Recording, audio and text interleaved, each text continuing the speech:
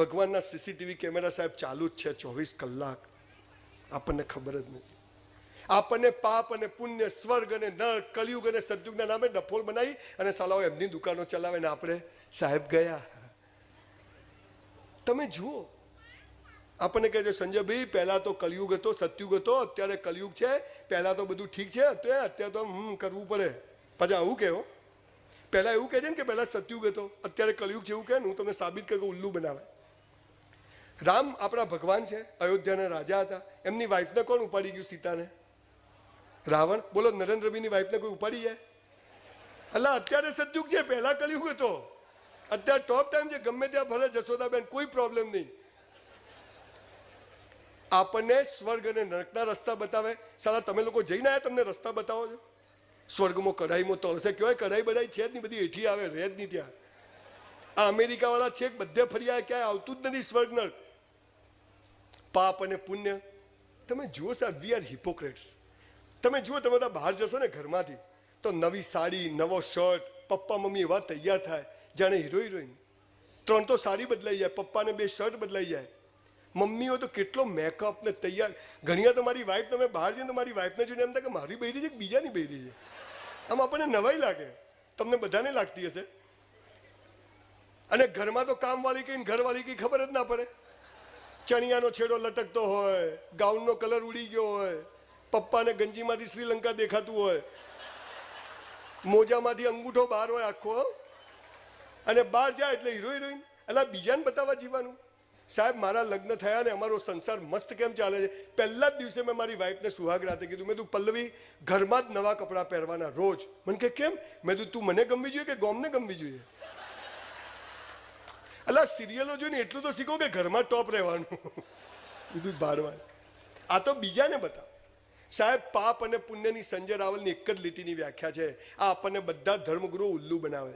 કોઈ પાપ નથી, કોઈ પુણ્ય નથી, કોઈ જૂઠ નથી, કોઈ સચ નથી. પાપ અને પુણ્યની એક જ લીટીની દોસ્તો વ્યાખ્યા છે, જેને હસતા રહેવું છે, ભય મુક્ત જીવવું છે. જે કંઈ બીજાને બતાવવા કરો ને એ બધું પાપ, અને જે પોતાની જાતને બતાવવા કરો ને એ પુણ્ય. આટલી જ વ્યાખ્યા. મારે નવા કપડાં પહેરવા છે, બીજાને બતાવવા પહેરવા છે તો પાપ છે, પણ મને ગમે છે ને પહેરવા છે તો એ પુણ્ય છે. મારે બહાર જવું છે, મસ્ત રહેવું છે, ઇમ્પ્રેસ કરવા જવું છે તો પાપ છે. આ બધું લખાય છે, પણ આપણે તો ડુંગળી ખવાય ને બટાકા ના ખવાય. ભગવાને જખ મારવા બનાવે, એમાં ને એમાં રહી ગયા. તું તો પાપી છે, તું તો આમ છે, આમ કરો તો આમ થાય, આમ કરો તો આમ થાય. સાલા સ્વર્ગમાં ને માણસ ગાડો. 300 ધર્મ અને 3000 સંપ્રદાયો, માણસ ગાડો થઈ ગયો. પેલા મોહમ્મદ પૈગંબર બી એક ઇસ્લામ બનાવીને ગયા, ત્યાં બી 172 ફિરકા બનાયા. જપીએ નહીં અમે, દિલ હે કે માનતા નહીં. કશું જ સાચું નાનપણથી આપણા જન્મ સમયથી મૃત્યુ સુધી સાલી એક ચીજ એવી નથી શીખવાડી કે જેનાથી માણસ હસતો પેદા થાય. અને જ્યારે છેલ્લા 3-4 વર્ષમાં, છેલ્લા 2 વર્ષમાં કરોડો લોકો, હું દુનિયામાં નાયગ્રા ફોલ જોઉં કે કોઈ નાના ગામડામાં જોઉં, લોકો મળે, પગે પડે, હસે, ગળે મળે. મને એમ થાય કે માણસના જીવનમાં આટલું બધું પરિવર્તન આવી ગયું. એક મારા જેવા ઓર્ડિનરી માણસની વાતોથી તો આ લોકો તો આટલા બધા છે કેમ કરતા? પણ એમને કરવું નથી. એમને કોંગ્રેસ, ભાજપ, હિન્દુ, મુસલમાન કરી અને આપણને વેચેલા રાખવા છે અને એમની ખીચડી પકવવી. અત્યારે બધો નવી બાટલીમાં જૂનો દારૂ જ છે. સમજી ગયો? સાલા તમારા ભુજવાળાની બેટરી ફૂલ છે હો. આમ ઇશારો કર્યો નથી કે સમજ્યા નથી. જિંદગી મસ્ત છે, અદ્ભુત છે, પણ કોઈ કહેતું જ નથી. હવે જુઓ સાહેબ, આપણી અંદર એટલી, તમને ખબર છે તમામ યોનિઓની ઉપર મનુષ્ય યોની છે. એટલે મનુષ્ય તરીકેનો જન્મ લેવો ઇટ પ્રૂવ્સ કે આપણો આજ સુધીનો હિસાબ બધો મસ્ત કરીને આપણે આવ્યા છીએ, એટલે ઈશ્વરે મનુષ્ય બનાવ્યા. પણ કોઈ કહેતું જ નથી. તું ડોબો છે, તું ભણવામાં હોશિયાર નથી, તારું ગણિત કાચું છે, તારું ભૂગોળ કાચું છે, તને આવડતું નથી, તું ઠેગણો છે, ઊંચો છે, લોંબો છે, કાળો છે, ધોળો છે. પેલો માણસ ગોળો થઈ જાય, સાલું શું હું કોઈ નકામો છું? એક માણસ એવું કહી દે કે તું ટોપ માણસ છે, પણ કોઈ કહેતું નથી. એક જ વાત છે સાહેબ કે ઈશ્વરે મસ્ત રીતે મોકલ્યા છે. જ્યાં જન્મ આપ્યો, જે થાય તે સારા માટે. આ એક વાત સાહેબ લખી રાખો, અહીંયા ટેટુ બનાવી દો, જે થાય તે સારા માટે. કેમ? એનો નિયમ છે, મેરા હૈ સો જાવે નહીં, જો જાવે સો મેરા નહીં, જો હૈ સો હૈ. ભગવાન નુકસાન કરાવે, સંબંધો બગવાડે, પ્રેમ કરાવે, પ્રેમ તોડાવે, રૂપિયા આપે, રૂપિયા લઈ લે, જે કરે હરી ઈચ્છા. આ પાવર આવી જાય તારો હાથ પકડીને ચાલીશ, પણ તને નહીં કહું કે કેમ આમ કર્યું. ત્યાંથી ભયમુક્ત જીવન શરૂ થાય. પણ આપણને કોઈ કહેતું નથી. તમે જુઓ સાહેબ, આપણું જીવન કેવું છે. આ પોડિયમ છે ને, તો આટલો મોટો એક પથ્થર પડ્યો હોય ને તો આપણને પથ્થરો જ દેખાય, પણ મૂર્તિકારને મૂર્તિ દેખાય. એમાં મૂર્તિકાર શું કરે છે? પથ્થરને ઘડે છે. એ ઘડતો નથી સાહેબ. મૂર્તિકાર પથ્થરમાંથી વધારાનો કચરો કાઢી નાખે. શું કરે છે? એની ઉપર જે વધારાનો ભાગ કાઢે ને, એટલે પથ્થર અંદરથી બેસ્ટ મૂર્તિ બહાર આવી જાય. એ કશું લગાવે છે ઉપર, એ પથ્થર ઉપરથી વધારાનું કાઢે ને એટલે અંદરથી મસ્ત મૂર્તિ બહાર આવી જાય. તમારે ને મારે આપણા જીવનમાંથી નકામી ચીજોને કાઢી નાખીએ ને એટલે આપણા અંદરની બેસ્ટ વ્યક્તિત્વ બહાર આવી જાય. કશું શીખવાનું જ નથી. આ હિન્દુ, મુસલમાન, જાડીઓ, પાડો, ભણવામાં હોશિયાર, ડોબો, આ બધું આપણે ચોંટાડીએ છીએ. અને એટલે જ જીવનમાં ભલીવાર આવતો નહીં. ઉખાડો, કાઢો, એમાંથી નીકળો. પણ બધું ચોંટાડવાનું. ટકાવારી, ડોક્ટર, એન્જિનિયર, ચાર્ટર્ડ એકાઉન્ટન્ટ, ડબ્બો, આ એટલું ચોંટાડી. બ્રાહ્મણ, પછી વળી કે કેવો બ્રાહ્મણ? ઓદી જ કે આ ઢેકણો કે પૂછડો, પછી વળી કે ગોમડાનો કે શહેરનો? એટલે નોટ નહીં દેખાતી તને? ટુકડા કરી નાખ્યા. ડિવાઈડ એન્ડ રૂલ, ભાગલા પાડો ને રાજ કરો. અને આપણે બધા જ એમાં આવી ગયા છે. બધાને એમના ટોળા ઉપર કલર નાખી અને તમને જે તે ભાગમાં વહેંચી અને એમની દુકાનો ચલાવી. સાહેબ, વ્યક્તિથી સમાજ છે, સમાજથી વ્યક્તિ નથી. અહીં બેઠેલી એક એક વ્યક્તિ મજબૂત હશે ને તો એ આખો સમાજ મજબૂત થશે. પણ સમાજ તો કશું છે જ નહીં, એ તો ખાલી કાલ્પનિક વસ્તુ છે. મારો ધ્યેય છે વ્યક્તિને મજબૂત કરવા, અને એટલે હું આટલા સેમિનાર કરું છું. બીજી સૌથી મોટી આપણી અંદર એક ઘર કરી ગઈ, ભગવાન બધાને પક્ષપાત કરે છે. આનું તો નસીબ પાવરફુલ છે, આમાં તો નસીબ જ ફૂટેલા છે. સાહેબ, નસીબ બસીબ નથી હોતું, સખત મહેનત હોય.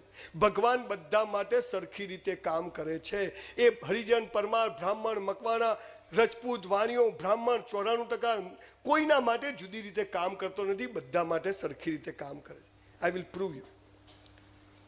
ભુજોડિયા પર્વત પરથી નરેન્દ્રભાઈ કૂદકો મારે, નીચે જાય કે ઉપર? ખાલી ખાલી હો, નીચે જ પડે. સોનિયા ગાંધી પડે, કેજરીવાલ પડે, અને એક ગલીમાંથી બે દેશી દારૂની થેલી મારીને આવે, ભાઈ શું છે, તે બી નીચે જ પડે ને. અચ્છા, નરેન્દ્રભાઈ આમ ધીમે ધીમે પડે, આમ વડાપ્રધાન છે. અને સોનિયા ગાંધી તો ઉપર જ જાય, સ્ત્રી સશક્તિકરણ, નીચે આવે જ નહીં. અને કેજરીવાલ તો લટકી જ જાય. બાપુ, 70 માંથી 67 સીટો યાર. અને દારૂડિયો 2 મિનિટમાં નીચે. એવું થાય? કેમ ના થાય? તો જમીનમાં જે ગુરુત્વાકર્ષણનું બળ છે, ગ્રેવિટેશનલ ફોર્સ છે, એ દેખાતો નથી પણ છે, અને બધા માટે સરખી રીતે કામ કરે છે. તમને દેખાય છે ગુરુત્વાકર્ષણનું બળ? તમે પડો એટલે ખેંચે. તમે સાહસ કરો, ઈશ્વર તમને મદદ કરે. તમે સાહસ નથી કરતા એટલે મદદ નથી.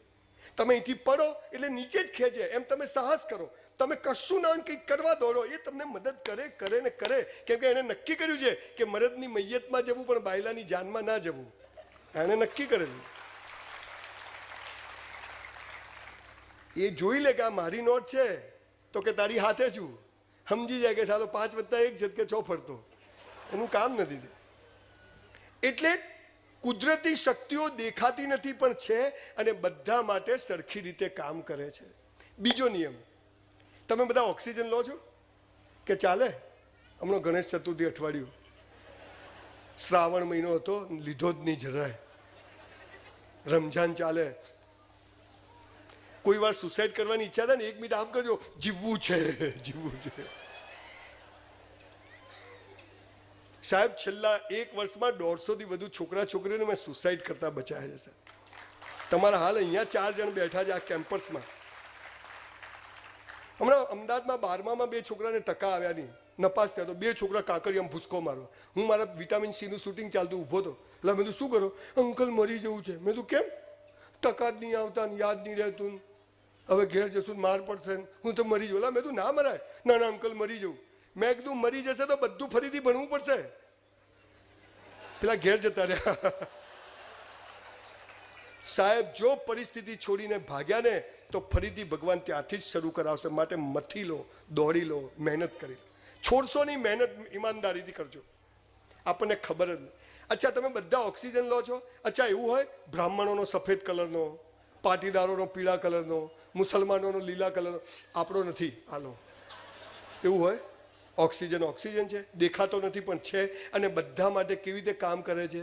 સરખી રીતે. એ કોઈના માટે ભેદભાવ કરતો નથી.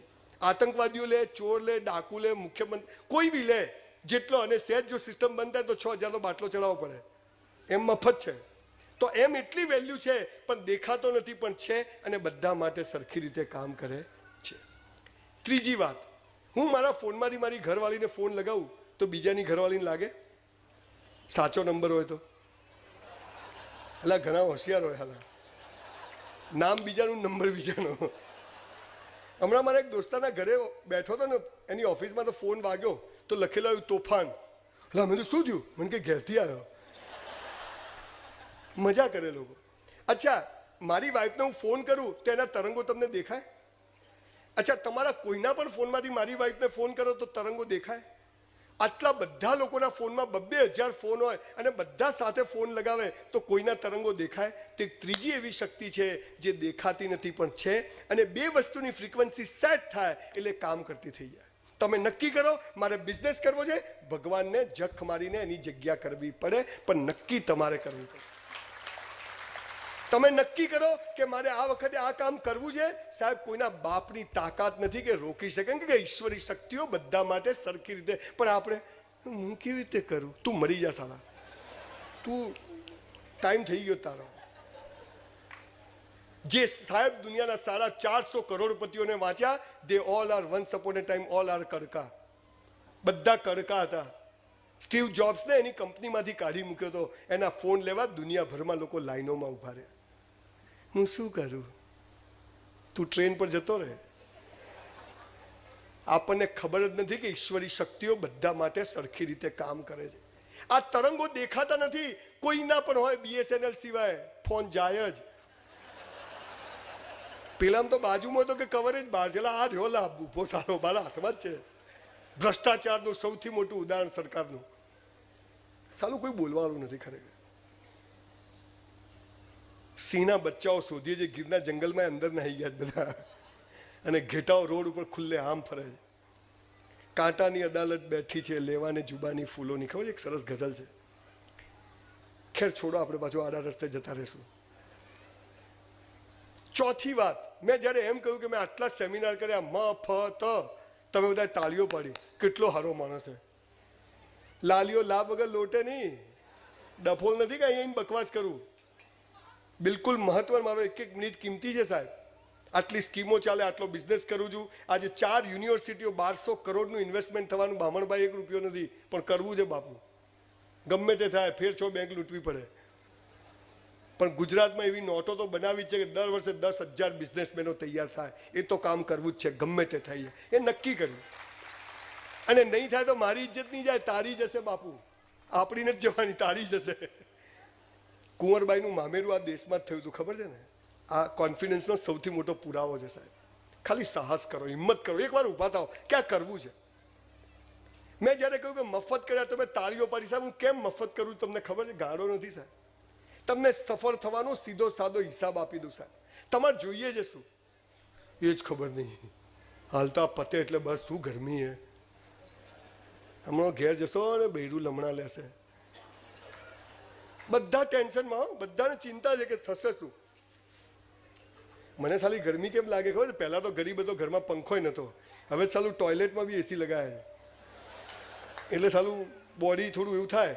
અને ભગવાન બી કે વાપરી લે, નહીં કે સાલું પાછું લઈ લે. ભગવાનને એવું છે, જો જમા કરાવે ને તો બધું જતું રહેશે, એટલે વાપરી લેવાનું. આપણો તો એક જ ઉસૂલ છે, મોત સાલું કાલ આવતું હોય તો આજ આવે, પણ જીવવું તો વટથી જીવવું, ટોપ જીવવું, મસ્ત જીવવું, જે થવું હોય થાય. તમને ખબર છે હમણાં યમરાજ ભુજમાં ફરવા નીકળ્યા હતા. તા રાઘવ ને આ ભાઈ આયોજકો બધા તો લઈ ગયા ઘેર. બધું ખવડાવ્યું, થાબડી પેડા બધું ખવડાવ્યું. તો યમરાજ તો મેણો ચડ્યો, સુઈ ગયા. તો ખિસ્સામાંથી કાગળિયું દેખ્યું તો પેલા રાઘવે તો ખેંચ્યું ખિસ્સામાંથી કાગળ. તો 30 જણને ઉઠાવવાના હતા ભુજમાંથી. બીજું જ નામ રાઘવનું. પેલો કે મરી ગયા સાલા, તો ગયા. એને તો બરાબર પગ દબાઈને યમરાજ તો સુઈ ગયા. 4 વાગે યમરાજ ઉઠ્યા. ત્યાં સુધી પેલાએ શું કર્યું? બીજું નામ હતું, ચેકી મારીને છેલ્લું લખી કાઢ્યું કે હા સુધી તો પટાઈ દેશું, એટલે ભૂલી જાય. યમરાજ તો 4 વાગે ઉઠ્યા, ફરીથી પેલું જેન તે ખવડાવ્યું. પેલો યમરાજ કે દેખ ભાઈ, તે મારી બહુ સેવા કરી, હું તારા પર બહુ ખુશ છું. પહેલા હું ઉપરથી ઉઠાવવાનો હતો, હવે હું નીચેથી ઉઠાવું છું. બોસ મોત આવશે ને ચોથની પાંચમ નહીં થાય, જીવી લો સાહેબ. આપણે દુકાનમાં બોર્ડ મારી જે ઉધાર બંધ છે, જિંદગીમાં રોજ કાલ કાલ. વરસાદ આવે ને સાહેબ પલળો, છત્રીઓ ને છપરા શોધશો નહીં, ભગવાન મળવા આવ્યો છે, પલળી લો. ન્યુમોનિયા થાય તો તેલ લેવા થાય પણ મળી લો એને, એ આવ્યો. અને ના આવે, આવતો જ નહીં, કશું ગમતું જ નહીં. હું કેમ મફત કરું છું? તમારે ઘઉં જોઈએ ને તો ઘઉં જ ઉગાડવા પડે, બાજરી જોઈએ તો બાજરી, ગુલાબ જોઈએ તો ગુલાબ, કાંટા જોઈએ તો કાંટા. તો કુદરતી નિયમ શું કહે છે? જે જોઈએ તે વાવો.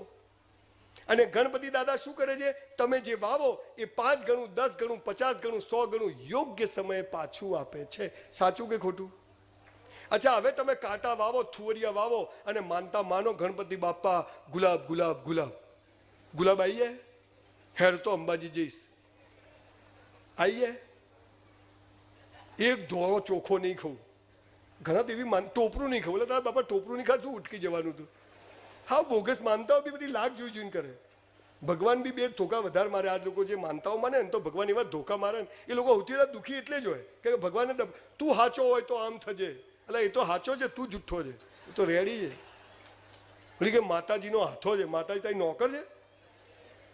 જે આપણે ધંધા ચાલુ કરે, ભગવાન બી ઉપર બેઠો બેઠો હશે કે સાલી જેને મેં બનાવે મને રોજ બનાવે. તમારે જે જોઈએ વાવવું પડે ને જે વાવો ને એ જ ઉગે. બોલો, હવે તમે મને કહો, હું રોજ મહિનામાં સાહેબ અત્યારે 28 સેમિનાર કરું છું 30 દિવસમાં. બિઝનેસ રખડી પડ્યો પણ લોકોનો એટલો પ્રેમ છે અને મને પણ એમ થાય કે યસ, હું રોજ 2000 5000 માણસને હસાવું, ભયમુક્ત જીવનની વાત કરું, મસ્ત જીવવાની વાત કરું, ખુશખુશાલ રહેવાની વાત કરું, પ્રગતિની વાત કરું. તો બોલો ગણપતિ દાદા મને રાખે કે ના રાખે? એટલે હું મફત કરું છું સાહેબ. જે જોઈએ તે કરો. આ ગણપતિ બાપાને બેસાડ્યા છે તો એની પાછળનો આપણો હેતુ બિલકુલ સ્પષ્ટ હોવો જોઈએ. એની પાછળ કોઈ હિડન એજન્ડા હોવો જોઈએ નહીં. જે કરો તે ચોખ્ખું. ભગવાન બધું જ જોવે છે. મારે મારા ગામ, તમે જુઓ ગણેશ ચતુર્થી મારા જેવી નોટને કોઈ બોલાવ્યા પહેલા લોકો છે. મને જનરલી લોકો બીજી વાર બોલાવે નહીં, સાલો બધું બગાડીને જશે, પણ મને બોલાવ્યો તો એ લોકો ચાહે છે કે સમાજમાં સંજયભાઈની વાત લોકો સુધી પહોંચે. હું મારા ઘેર એકલો બેઠો બેઠો પીપોડી વગર કેટલે પહોંચે, પણ અહીં આવું તો હું આજે 5000 લોકોને સાથે મળી શકું છું. તો એનો મતલબ શું છે કે જે જોઈએ તે કરો. સાહેબ, મેં સ્મશાનોમાં વૃક્ષો વાયા છે, મેં નદીઓ સાફ કરી છે, મેં મંદિરો સાફ કર્યા છે, મેં અદ્ભુત કામ કર્યા છે. બેંકમાંથી 100 રૂપિયા ઉપાડવા હોય ને તો પહેલાં 100 જમા કરાવવા પડે, બાકી બેલેન્સ ના હોય ને બાપા મેનેજર હોય ને તો એ ચેક રિટર્ન આવે. આ આપણે વાત સમજતા નથી. આપણને ખબર જ નથી કે આપણે કરીએ છીએ શું. બસ પૈસો અને સેક્સ, આ 2 માટે આખી દુનિયા દોડે છે અને કોઈને મળતું નથી. પૈસા અને સેક્સ, આ 2માં તાકાત હોત ને તો સાહેબ બૌદ્ધ અને મહાવીરે છોડ્યા જ ના હોત.